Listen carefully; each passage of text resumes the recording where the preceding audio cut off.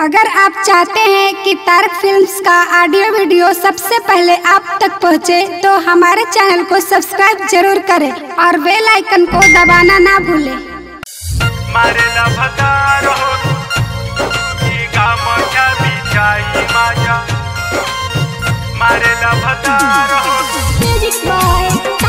बिहारी बाबा recording studio Sachin पाली गांव सूरत।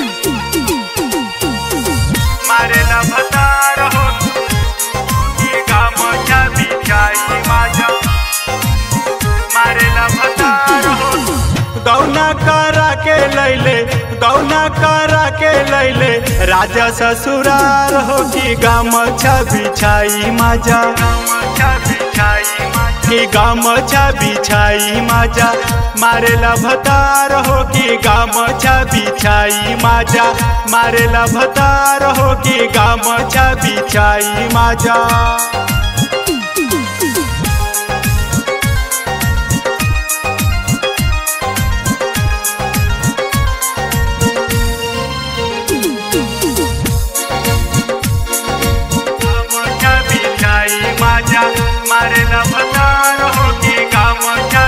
होठ के लाली कान के बाली किन के हमरा देले बा रतिया में सुताई के कोरा रसगुल्ला के चखले बा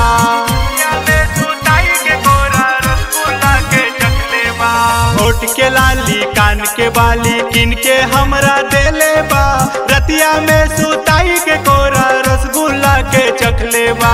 मन मर्जी से खाइल राजा 4 बजे भोर हरिया में सतुआ जानी घोर के राजा लूटे लहार हो कि गामछा बिछाई माजा मारेला भतार हो कि गामछा बिछाई माजा।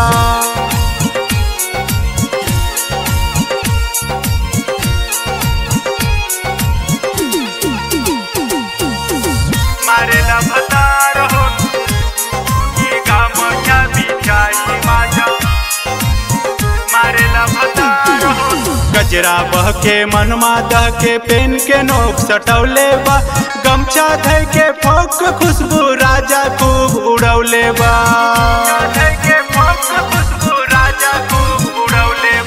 गजरा बह के मनमा दह के पेन के नोक सटौले बा गमछा धय के फोक खुशबू राजा खूब उड़ौले बा।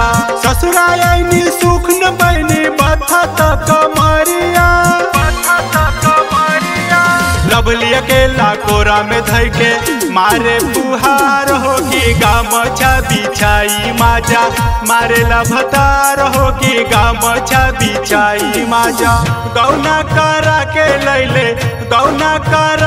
लैले राजा ससुरार हो कि गामछा बिछाई माजा